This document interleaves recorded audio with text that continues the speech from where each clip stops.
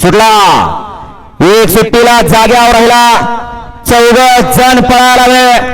4 गाड्यात लढा चालवले कोण होतोय एक नंबरचा मानकरी हिरा सोन्या बुलट मधी पिस्टन आणि लक्ष अतिशय सुंदर आणि बाजी मारली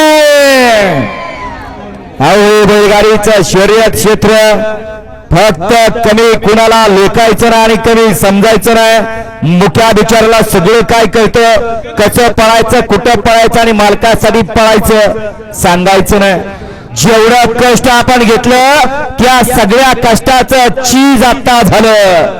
काळेश्वर महाराज की जय हॅलो हॅलो बघा दिवस हा प्रत्येकाचा या सोन्याला मध्ये